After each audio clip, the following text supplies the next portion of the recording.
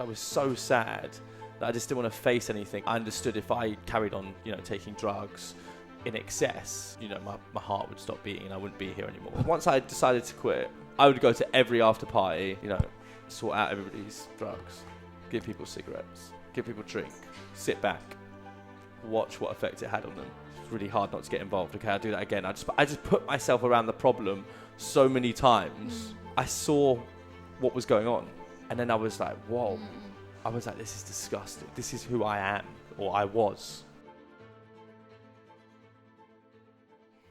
Hello everyone and welcome to another episode of Mind Movers. I'm so excited here today because I've got not only one of my patients but also really, really good friends, Ashayer. Am I saying it right, the surname, by the way? Yeah, Ashayer. Ashayer, cool. We'll go with that. He is still a really good friend, guys. I knew that. And actually, I have to say, someone called me Rhonda the other day and I was like, drop the D. Just drop the D. Rhonda? Yeah, Rhonda. Do you remember how you introduced yourself to me? Uh-oh, what did I say? You said it's like Corona, but with an R. Yes, that's pretty unforgettable. So Waz is a really impressive person. I actually first came across him many years ago. He wouldn't have known who I was. And I then got reintroduced to him last year by one of my very good friends, Sana, aka Sweat with Sana, but I think she lost the sweat with, didn't she? And she introduced me to Waz because he wanted to get his teeth done. And the moment that we met, we actually really clicked. But I'd actually heard of Waz's story a long time before. And I say story because I believe everyone has a story. And Waz had worked in nightlife for a long period of his life. He was heavily involved in doing bookings for celebrities and was really exposed to things in nightlife that people don't necessarily talk about, but happens a lot. And one day he came out on a post on Instagram, and I actually saw the post, and you talked about how you wanted to give that whole life up because you recognized that you had a problem with substances and you were an addict essentially. I know that word, a lot of people have negative connotations, but we shouldn't, because actually I think it's a really brave thing to say, and I think that most of us are addicts in something. Waz then went on to change his life and became one of the biggest fitness influencers in his industry. Not only did he smash it, but he also became, I would say, head of Equinox. Is that your role? Head of Equinox? Can I say that? I manage group fitness. Group fitness for Equinox, or Equinox as they say. Equinox in America. And really, Waz has created a community, which I think is one of the hardest things to do for a brand. And I would say, if anyone wants to argue with me, they can, that one of the greatest successes of the business can be attributed to you, because you've done such an amazing job at getting people to come in, love fitness, and you've gone beyond that, created really amazing brand partnerships deals, including Gymshark. And you continue to do that. You currently live in New York now, where you have been also building the brand out there, had an amazing summer in the Hamptons. We're going to ask you all these questions as well. And lastly, you are about to be featured on a BBC show, which is super exciting. Woo! I can't wait to tune in. So that is my introduction for the lovely Waz, which is short for Wasim. Wasim, fellow Arab brethren. Yeah. Welcome. Half Palestinian, half Irish. A full terrorist. There you go. Lovely to have you, Waz. I think the way we were thinking about you was, it's not often talked about, but addiction is actually quite huge in dentistry and medicine. But in sort of high-stress jobs, we find that people get themselves into those sort of holes. And there are functional addicts, and many dentists are functional addicts. So maybe they're drinking. I don't know what the definition is of an alcoholic for the sake of the argument, but maybe you can help us. But maybe the guy's drinking a bottle of wine a night or something. Yeah, what is an addict? Yeah. Listen, I think there's when you say the word addict, you think of somebody that's, so visually off the scale.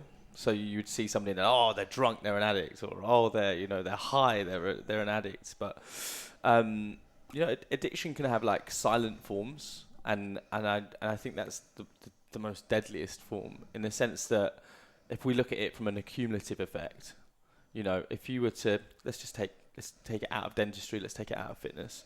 If you were just to have a drink on Monday, drink on Tuesday, say you rest Wednesday, 2 more drinks on Thursday, weekend comes, 5 more drinks on the weekend, 5 more drinks on Sunday. If you add up how many drinks you're having a week, Monday, Tuesday, Wednesday, up to Thursday, doesn't really seem like a problem, right? People would think, oh, they go out on the weekend, but actually, if you look at the week as accumulatively, you're drinking all the time. Yeah. So it's adding up, and I think that's where my problem started. Is that I worked in nightlife. In London, every night's a night out. So I'd be going out. Monday's a big night in London. Tuesday's a big night. So, it wouldn't be as crazy as the weekends, but you'd still indulge. You'd indulge on Monday. You'd indulge on Tuesday. You'd indulge. So it probably is quite relevant to dentists, right? You do a working week. You'd ramp up to the weekend, but you'd still be indulging in like midweek or early week. I think that's like red flag number one. Is, we've all heard of that person that's clean during the week, parties on the weekend. And I think that's a bit more obvious, and that's the problem is a bit more local and central, and we can sort that out. But I think the danger is when you've got somebody who just has no problem with it, but is doing it accumulatively throughout the week, because then it's habitual. Do you think it's dependency as well, though? Like, you're depending on a substance to get you out of your feelings and your emotions, and what do you think it's that the addiction somehow entails you being dependent on something? Yeah, I think, you have to have an honest conversation with yourself. And I don't think the body differentiates between good or bad habits. The body just knows habits. So society determines, peer groups determine, if it's good or bad. If I say I go to the gym all the time, he's really healthy, he goes to the gym all the time. If I smoke, you say, that's bad. He's got a bad habit. He smokes. Really and truly, it's the gym could also be a bad habit. If you could be overly obsessive. So my point is, take away like good or bad. Your body just knows habits. Yeah. So if you take a habit away, so say if you stop smoking, your body is going to want to pick up something else. Yeah. Because you've got all this unused time, or all this, quite a lot of people contribute it to putting on weight or eating more, because people are like, they just eat more. It's not. Your body is just looking for something else to habitually do. And that might be eating. It might be instead of bringing a cigarette to your mouth. So I just think you need to understand what habits you have and what you're actively, consciously and subconsciously putting your time into. And then trying to decipher, okay, where do I need to move the needle? So as you said, an early red flag is when it's spilling over into the week rather than just the weekend. In your journey, when I guess it's difficult, isn't it? Because it was work, and you felt like you were going to work, and you were being a good guy because you're doing more work. But actually, your work was in nightclubs and in that environment. What were the next sort of flags that started showing up? I say like qualitative environment. Like if hindsight's a wonderful thing. Yeah. But I think qualitative environment, and then that trickles into quality of people right around you.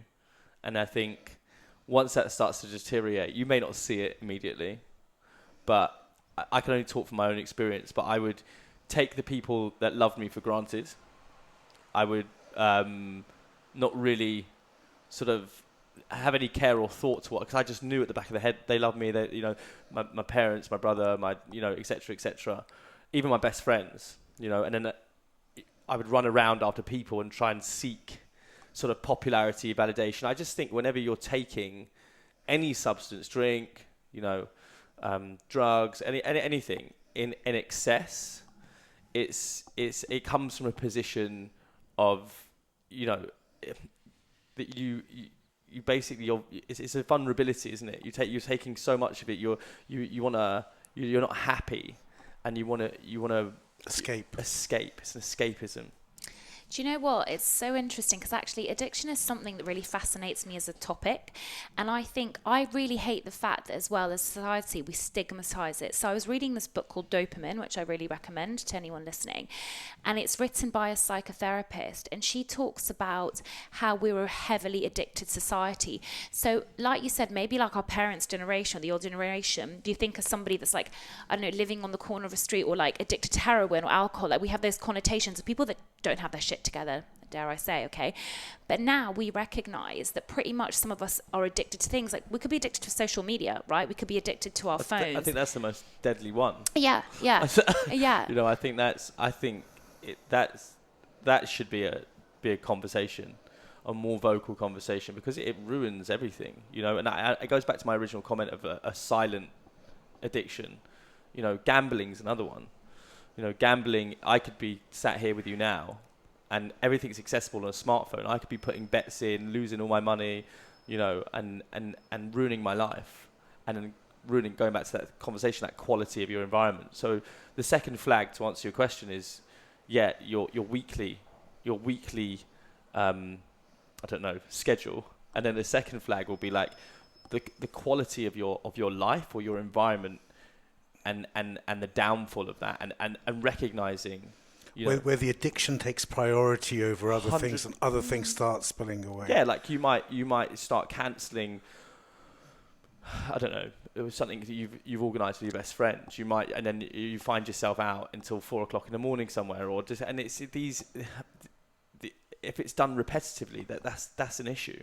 If it's done once in a blue moon, once a month, okay, it's you know, it's doable. But I just think when I was extremely unreliable, and for anyone listening out there that is in this position, and you know, they want any sort of advice on it, I really thought it was irreversible at the time. I thought no one's ever going to take me seriously. No one's going to look at me and be like, but I'd tell you one thing that is so true, is that you can change people's opinion a lot quicker than you think. You know, when you're talking about like my rise to success, or whatever success I've had in my given industry, but you can't be paralyzed, you know, by the fear of what somebody else thinks. And it's like, in that moment, I was like, I get it. I know how it feels. In that moment, I was like, they're just going to look at me as somebody who parties and drinks. And, you know, if I try and get straight, it's that, you know, they're not going to take me seriously. You know, this is what I'm dealing with. This is my reality. And I couldn't be so far away from the truth. So what was your turning point? Because as I said to you, I think it was extremely brave. I remember seeing that post. Yeah. I knew who he was. He didn't know who I was. Just pointing that out. And I saw the post, and it was extremely, extremely brave. And I think that, you know, I'm very passionate about sharing your story online, because I think you can reach a lot more people. And there's something comforting as well, that when you put something so vulnerable and everyone comments on it, or people give you support, you're like, wow, people understand what I'm going through, because you keep it as a secret inside you for so long. So I think there is something really, you know, self-empowering in that. But what was your turning point? What pushed you then as well to kind of like go online and talk about it? Maybe what was your rock bottom? I mean, how bad did it get? What were you? I'll answer both. The rock bottom bit was physically not wanting to be here, and I think, like, I'll define that in the sense that I didn't want to. People bracket that as suicide, right? And it's, yeah, whilst there may have been suicide, I didn't have the guts to commit suicide. So I think that's something that is you know, I want to be true about from the start. It was more that I understood if I carried on, you know, taking drugs in excess, I would, you know, my heart would stop beating and I wouldn't be here anymore. So I think that was the goal, sadly, but that was the goal in 2016. So I quit in August the 11th, 2016. That was the day I woke up and I decided to quit. I had tried to quit before, and it was like, and then you're tied to like social commitments, like something as stupid as like, oh, you make an excuse like, oh, I'm seeing my twin brother, or you know, I'm going to somebody's birthday. Birthdays were always, you know, it's so and so's birthday. You know, so I did like 100 days before quit, 50 days quit. I used to announce on social media platforms. Facebook was a bit more of a thing, bit more banging than Instagram at the time. So you'd put your status up, 50 days, teetotal, cheese. Yeah. And then you'd wait for the comments to come in. And I was doing it all for the wrong reasons. You know, you mentioned the comments and stuff. I never posted. The post that you're talking about still sits on my Instagram, and I believe it's one that says I'm like 4 or 5 years sober. I'm now 6 years sober, and in August it'll be 7. What was different that time where you stuck to it? What was it? You were doing it for the right reasons? Well, so going back to that moment, I'd gone out. It was so low talking about that rock bottom bit. I've still got videos on my phone, where I was videoing a message to my mum, my dad, and my brother saying, "I'm really sorry, that I'm not here anymore. I just didn't like my life." Like crying my eyes out, and I still have that on my phone, and it was so true. It was just such a horrible time. Like I literally wanted to not wake up, and I just wanted to go to sleep. I felt like I had like a world of problems. Like financially, I wasn't okay, because it's expensive. But and I just. Again, going back to that quality of environment, I had crap people around me, and you attract your vibe, right? And my vibe was low vibration. My vibe was low, my energy was low, and I just wasn't a decent human being, and I just was living a lie. And I just think that I think people forget that you put so much pressure on the people that you love, or people that love you. It's not really about you. And people try to internalize it, and they're like, "Oh, my life's so bad." And but just think about it for 1 second. You take your life away. What does that affect? And what does that? So it was. I think I was just sad. I was so sad that I just didn't want to face anything, and I was just like, I just don't want to be here anymore. And I was just ill, and I just needed help. So I tried to do it. I took, I think in total, like copious amounts of drugs. I didn't actually wake up for about 2 to 3 days. Wow. So when I woke up, it was August 11th, 2016. And I can remember at the time I was living in this tiny, like 1-bedroom, like in Acton. You lived in the hood. Yeah, man. No offense to anyone who lives in Acton, but it was not. He's bougie now, but Marylebone babe. Yeah. It was not popping in Acton back then. And my room was a tip, and just like it was just filthy. I remember waking up, and I was just so upset. I must have cried my eyes out, and just sat there, just like sort of. And just sort of like, where do I go from here? And then at the time, there was a girl that's like really important to me in my life, and she said that she was so concerned. She thought I was obviously the next time I wasn't going to be so lucky. So I think she actually threatened to tell my mum. Yeah. Because my mum, I hadn't told my mum anything. And I think that's the thing. I think people that are out there, and again, if you are listening, you feel like you're on your own and you're dealing with it on your own, and that is probably the case in the worst cases, because there's an element of embarrassment, there's an element of, like how do you even navigate that conversation with a parent, or how do you navigate that conversation with a loved one? I think just the threat in its own of telling my mum just like... So did your parents have no idea? Did your family... I think my dad's a bit street. Like my dad's like, he's very astute. Big up the Palestinians. Yeah. He was probably doing it himself. Yeah. but my mum is just such a beautiful woman, and she's just like, she's so prim and proper, and just she's just amazing. And the thought of telling my mum was like... So do you feel you were good at hiding it from people? I think towards the end everyone knew. Yeah. Everyone knew internally within the industry, and I think going back to like dentistry and stuff, people know.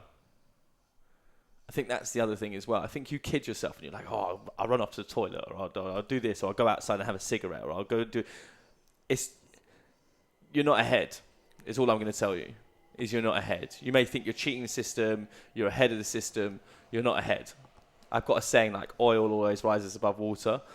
Like, the truth always comes out. So I just think that like, if your moral compass is off, and you think you're getting away with it, and you get your kicks and your highs out of, oh, I'm at work and I'll do this to keep going, or it's like, just stop it.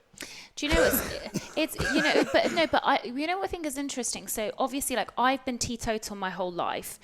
For me, it wasn't a big deal. I tried a little bit of alcohol when I was like 14. I was like, I don't like it. Everyone was drinking around me. Then obviously as we got older, people started dabbling and stuff, and I just didn't like it. But what was weird was that I had this real understanding of myself where I was like, I have an addictive personality, and I saw that like as my traits. I was like, so I actually don't want to try anything, because for me, I'm worried that I'm actually going to be an addict. And in some ways it's been really good for me, because I'm like really militant about getting stuff done. So I get really addicted to like my morning rituals, or like things I do at work, or a certain way that I am. But I just knew, like, I was like, if I ever go down that route, there might not be any turning back. Now, during uni, that was really hard, because people were like, oh, like, they wanted to get drunk. You know, uni life, especially back then, like 10 years ago, people, like, it was cool. Like, everyone just wanted to get, like, Did you not messed drink up. at all in uni? At all. And that was Leeds up north. Yeah. Sorry, love you, everyone up north. But, you know, Leeds was the tough times for me. So people thought I was weird, and actually would put people off talking to me. So for example, like, guys wouldn't approach me because they knew I wasn't drinking. So it was like that conversation breaker that they rely on. And so I started thinking, like, God, is it really weird that I'm not doing anything? But I still stuck to it. Fast forward on 10 years, everyone's now talking about sobriety and celebrating it. Last week I went to an event, Spencer Matthews. So he's also like spoken openly about the fact that he's been teetotal for a while. He's got Clean Co, you know, his new brand. And he stopped drinking as well, because he just felt it made him make bad decisions. And it's so funny, because when I go to these events, or when I'm out, I'm like, oh, I don't drink. People are like, how was AA? I was like, I never went. Like, I just don't drink. So people ask me that all the time. They're like, you know, did you do AA or CA or, you know, and look, I just, first of all, I think it's great that avenues like that exist, and there is so much, there's so much out there for people to get help. So I just think that that's like, just because I didn't go down that path and I didn't choose that route, you know, to my success, doesn't mean that isn't somebody else's route. So I just think that again, if you are listening, there is so many ways to do it. Yeah. So I think that's point number one, is that there isn't like this this blueprint that goes, if you do this, you're going to be fine. It's so circumstantial. Some people need AA, some people need a sponsor, other people need to dig deep and find some willpower. You know, other people need a peer group around them, or like a blanket, until they're ready to be, to be built up and have the confidence to go out on their own. Some people can never go out, you know, so it's like you got to look at your deck of cards and see what's best for you. What was best for you? I've probably got the strongest willpower. Once I decide to do something, and I decide and promise to do something for myself, that's it. It's non-negotiable. Like, there's no looking back. There's no like, oh, can we? And that's in and I suppose that's why I'm successful in what I do with fitness and in my own personal training and in my own, you know, there's this deal that I make with myself, and it's like, I'm not going to break that deal. So I just, you know, I'm resilient, and I always say, for every excuse, there's always a reason. So for every single excuse, like, I mean, I did it yesterday. I know it sounds really stupid. I came, you know, using my addictiveness to actually help my life. But I was on a train back from Liverpool, and the train got in at, I don't know, say 7 p.m. Right? I know the gym closed at 9. I was like mapping out how I could still get my workout in, and I know some people say that's obsessive and stuff, but it's not. It's for me, it was just, I made a deal that I was going to train that day, and I could have come up with every excuse on the planet. It could have been like, oh, I'm tired, you know, I need to rest, you know, I could go and get some food, and there's always going to be an excuse. So bringing it back to going sober, I just think that you're always going to have a reason not to be sober. 100%. But for that, there'll always be a reason to be sober. So I think. Did you have no peer group, no group, nothing, no? I actually worked in nightlife for 2 years sober. Yeah, but how did you know, other than just like blind sort of will? So once I decided to quit, my job was still. I didn't quit my job. Yeah. So, you know, I still needed money. So I didn't quit my job. I quit my, you know, my recreational behavior. I think there's an old, like, kind of Buddhist philosophy, like, to solve the problem, you must go into it. You can't turn away from it. And that's exactly what I did. Like, I would go to every after party, you know, sort out everybody's drugs, give people cigarettes, give people drink, sit back, watch what effect it had on them. It's really hard not to get involved. Okay, I'll do that again. I just put myself around the problem so many times that it just... built immunity. It built immunity, but there was a bit of like, I saw what was going on. And then I was like, whoa. I was like, this is disgusting. This is who I am, or I was. More to the point. But that was the thing about me going out sober, as I was trying to say, is that I've always been around non-sober people. So my awareness, and I hate to use the word, but you know, woo-woo stuff, you know, I like my woo-woo stuff. Energy doesn't lie. And when I used to see certain energy, like you say, turn, because I saw some, there was no judgment, by the way, because I love going out all the time and people around me, you know, they are on something, whether it's alcohol or drugs. And it's never bothered me, but you can see people turn in a certain way. And like you said, you can tell, like people might think they're hiding it or that they're not, but it doesn't lie. However, carrying on from what you said, I've got a little bit of a challenging question. Mm-hmm. Would you say that you've replaced one addiction with another going into fitness? Yeah, I think everybody, I mean, yeah, it is a great question. Not, yeah, I have. But I think a lot of people have said that because now I sit on the extreme end. Like, if you look at anybody within the fitness industry, you know, I'm out training all the time. I can't get enough of it. You know, I should probably rest sometimes when I'm training. And I'm now on that end of the spectrum. I think I answered it when I said your body finds stuff to do when you get rid of one thing. I got rid of 3 things. You know, I got rid of drinking, I got rid of doing drugs, got rid of smoking. I used to smoke 20 cigarettes a day. You know, you go all on the same day, just all on one day, cold turkey. You know, and again, it's like I had loads of shots at doing it. You know, I said to you before, I did 100 days, failed, 150 days, failed. You know, and my biggest problem with the previous attempts was that I was doing it to tell people. Day 150, talking about social media and comments, and it was like, yeah, you know, and I was expecting, I wasn't doing it for me. I mean, at the time, I thought I was, but I wasn't doing it for me. And it's like, you have to have a real conversation with yourself. Like, you want the best for me, you want the best for me, but when you're away from me, it's like that's when you're susceptible to do something wrong. So it's you need to become stronger, and you need to be like you need to take accountability. Like, everybody wants people to be, you know, to get off it and do well, or everyone's loved ones do, but you need to want it. Like, you need to be the person that is like the lead charger on it, that is somebody that's going to be like, you know, I'm campaigning for this. If you're not campaigning for yourself, you're never going to win. Was there shame in it? So because you were in the public eye, did you feel like... I've never seen myself in the public eye. Have you not? No, I don't think I am. I just think I'm that fitness guy. Lies. He's not your usual fitness first and against. No, I think I've had a life I've worn many hats. I've done the nightlife stuff. I actually started doing modelling. So I did a modelling TV show in 2006 called Make Me a Supermodel. Lived all around. Did you do well? Obviously not. I'm sat here. How far did you get? It was like a competition to win a contract with Select Models. So I didn't win the show, but I got a contract with Select. Modelled for years, lived all around the world, Paris, and most of Europe and stuff, Greece, and did all those modelling cities basically. Did that for a while. Went into nightlife. Ran all the top bougie bars, like PR stuff. Ended up doing Whiskey Mist. Do you remember that? Yeah, he was the guy. He was like the front of Whiskey Mist. I'm going to get his number. It's going to be a useful number. Just if anyone's going to at me, I don't know anywhere to go anymore. I still get phone calls and messages from people. Really? Lol. Like, hey, I'm in town, and I'm like, Equinox.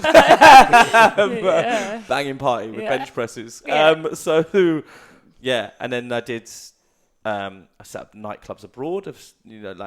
I've done loads of stuff, and then I sort of set up my own consultancy PR with nightlife and celebrity hospitality, and I worked for Ciroc Vodka and did sort of placement with artists and stuff at different venues, and then I qualified as a PT when I was 17 because I just loved fitness. The stuff you've done sounds like really fun stuff to do. He loves that stuff. No, but the question we just did a shoot with models and things, and it's a hard job. It's not an easy job at all being a model. Yeah. Yeah. But I mean, of the stuff that you just mentioned, which ones are things that you would think are as cool as they sound, and which ones aren't? None of it. Because it all sounds it sounds pretty cool, doesn't it? Live all over the world, being a model, nightclubs. I sounds pretty damn good. I think. Here's the deal with modelling. Unless you're like in the top 0.2%. Bella Hadid. David Gandy. Yeah. Yeah, who's such a good-looking guy. No, and a nice guy as well. But I just, it's peaks and troughs. Like, you don't get paid for like 3 months. You're going to castings, constantly doing rejection, moving around. I wasn't super successful in it. How did you take the rejection, for instance? Well, you just don't hear about it. You just go to castings and they won't pick you. So it's just like you're constantly putting yourself up. And I was never super successful. I did a lot of commercial stuff in there. I mean, I was successful, but I wasn't like, I wasn't a phenomenon in it. Yeah. Did that bother you? I was 17 at the time. But did it still bother you? No, 'cause I think at the time it bothered me because it was like, I always say desperation smells. And I believe that in anything, in any work or line of work, if you're desperate, people don't tend to warm to you. Yeah, that's true. You know, and I think, you never get desperate. If you can stay hungry, but never get desperate. And I think that's something that I learned from that, because I always want to be the best. I always want to do the best I can. And I think that hunger is innately within you or not. And I am that person. I want to perform to the maximum, or otherwise I just don't perform. And I think desperation smells. And I think do not ever move like you're starving. Yeah. Never move like you need this. That's so bad. It's like, what is this going to do for me? You know, and then align with it, and then go after it. If you don't get it, cool, go again. But you can't be begging people, and you can't be moving around. I mean, it's a cliche, but if you did meet your 17-year-old self, what advice would you have given to yourself? Oh my God, I had the worst fashion. I mean, I still do. I've got the worst fashion sense in the world. That's probably why I wasn't successful. When it comes to the gym, it's like, black on black. I'm wearing black lycras, black top. I mean, I can barely put together a t-shirt and jeans. I'm like the worst person on the planet. So I think what I thought was cool was not cool. I used to straighten my hair. I used to have like coloured contacts. I used to have see-through Air Force Nike. I mean, I was a mess. But what life advice would you give yourself? So if you were like, if you were meeting your like 17-year-old self, apart from telling him you can't dress, I thought you meant it was to do with modelling. No. But what would you tell them, like in hindsight, with the stuff that you've learned? Because you've obviously learned a lot more than most people our age. Let's be honest. What would I say? Just like, stop trying to please other people. I think, and if you look at the things I did, hospitality and all that sort of stuff, it's catering for other people. I had this burning sensation to be loved and liked. Do you think that's gone away? I don't think it ever goes away. I think it's you need to manage that, and you need to get to a level where you don't care. That's like the holy grail, right? It's getting to a position where you move without thought of others in the nicest way possible. So you put yourself first, and you're not malleable to your environment. And I think I was super malleable. Do you think, Rhona, you've got dentists, right, who are, in a way, you are the Waz of dentists, right? I love that. You are, in a way, right? You're well known. You're out there. We were talking about judgment before. Yeah. And we've discussed the thing about your biggest strength being your biggest weakness Yeah. as well, right? So you're highly ambitious, so that's a great thing, but sometimes that can lead to like competitive stress or whatever, yeah.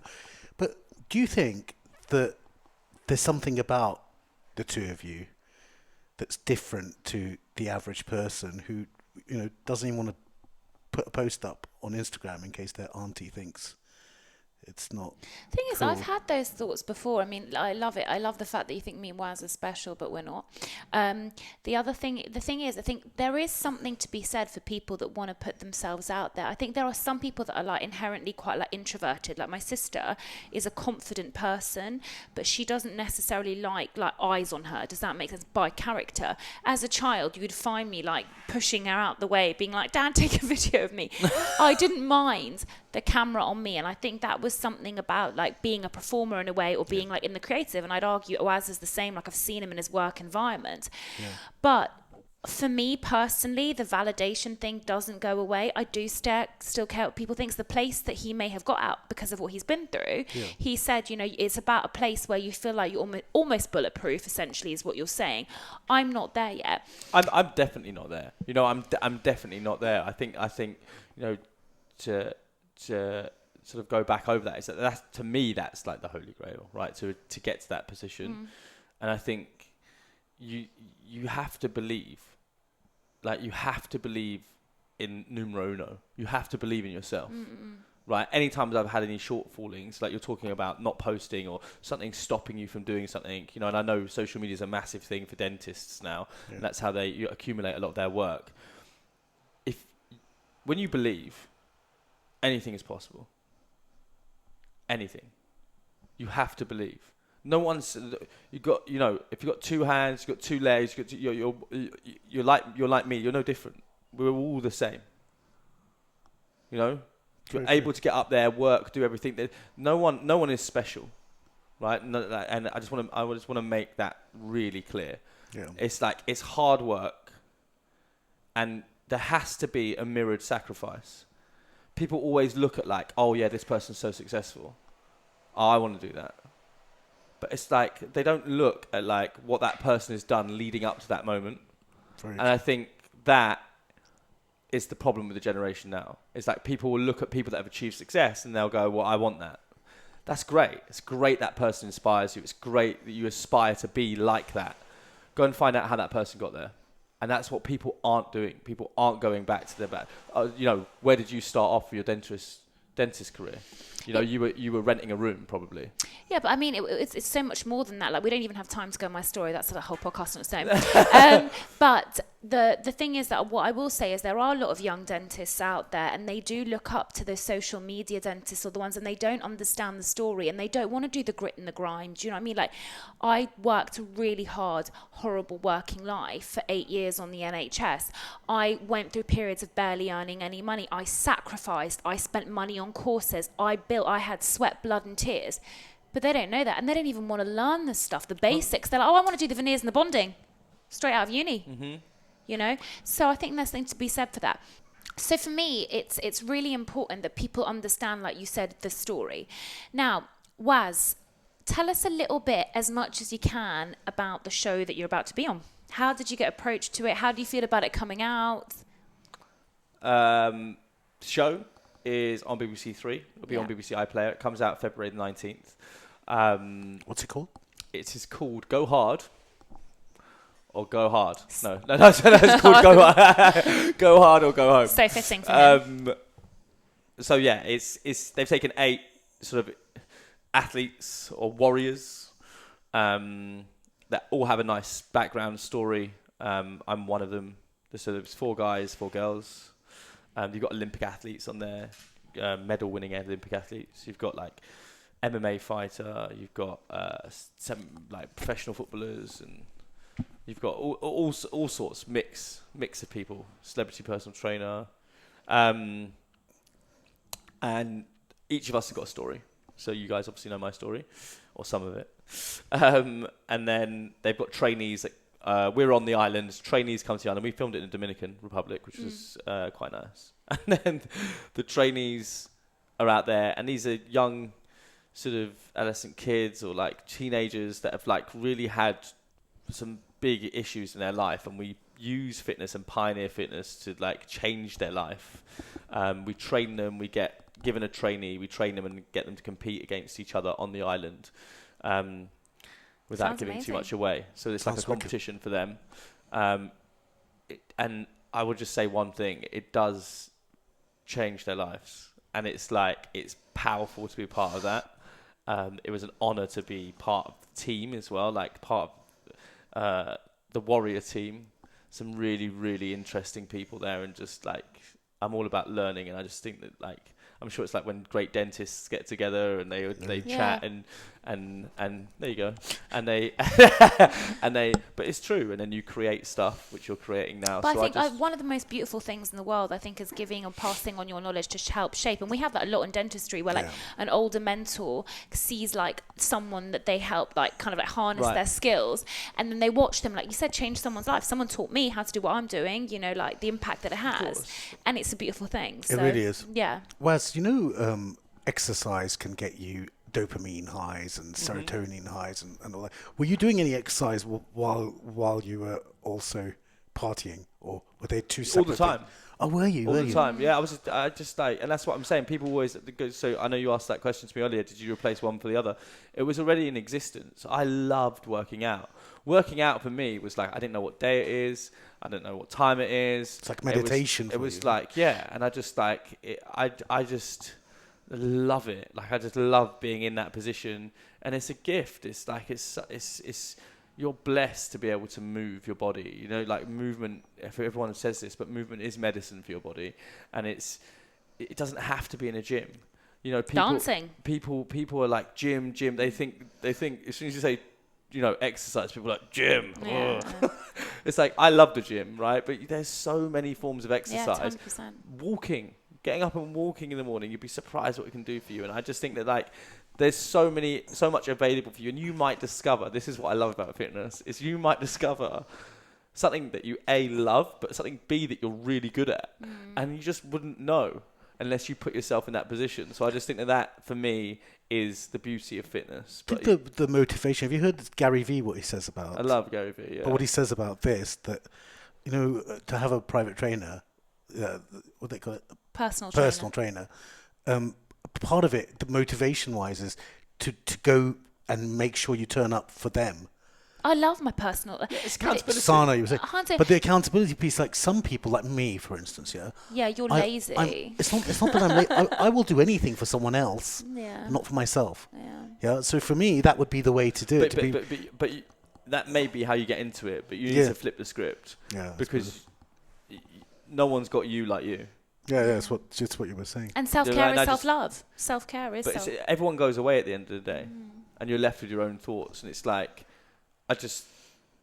you have to put yourself first. I mean, I sometimes think about it. Yeah, I'd sometimes go, you know, to get on a plane, go to the, you know, somewhere 6 hours away for a party. Yeah. So for the right thing, I will do difficult stuff. See, he would have been there back in your Ciroc days. He would have been there. So. We have loved having Waz here today. Yeah, thank you so much. He's such an inspiring, wonderful human being. I like to ask each guest a question, so I'm going to leave it on that. Who was the biggest influence in your life and why? Ooh, was not prepared for that. On purpose? In my that I've met, as in like a real Anyone person. Anyone you want. Biggest influence. Can be Elvis Presley if you want. Anyone. The biggest influence.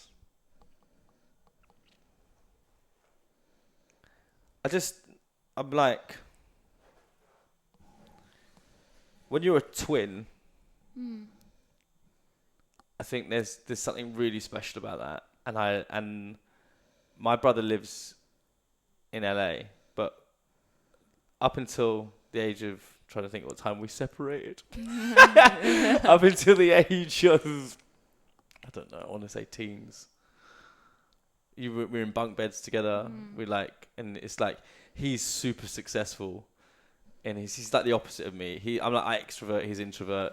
Like, he played rugby for Ireland, I played hockey for England. Yeah. Like he. Are you identical? He's no. No. He's ginger. He's ginger. And then that's the half Irish. He's the Irish, you're the Palestinian. Yeah. And then it's like, he drank Stella, I used to drink mojitos. He had a shaved head, I used GHD straighteners. So it was like, he's not on social media, I am. Like, we're just so different. And he's always been like my anchor, like my grounding. Like, I always think that you can go back to that person and they I don't know, they just get rid of all the noise and the fluff, and you can have real conversation with somebody. And he's always been, when you're a twin, you always have that, and I'm so grateful for that. So like, in terms of inspiring me and most inspirational person, he is so successful, and you wouldn't even know, and unless I told you, so I'm going to tell you. But he is first assistant director on massive Hollywood films. Amazing. Oh, wow. And he's so under the radar, and what he cares about in life, I could learn so much from him. And he's just so intrapersonal. He gets on with everybody from the age of like 4 all the way up to 90. And I think when you're in industries like fitness or dentistry, you're so switched on to your target market and interacting with just those people. And he is just such a people person. And he's the type of person that will cross the old lady across the road. He'd like talk to the little kid. He's just had a baby as well. But his priorities are so right in life. He's just had a baby, like I said, and his partner and stuff. And I look at who he is as a person, and I just think he's very wholesome, and I just think he's just someone that I look up to. Amazing. That's beautiful. So that is beautiful. Thank you so much, Waz, and thank you for being so open, because I remember us discussing, and we both agree this is something that doesn't define you anymore, but I know it's going to reach a lot of people and help them. So thank you so much. Thank you.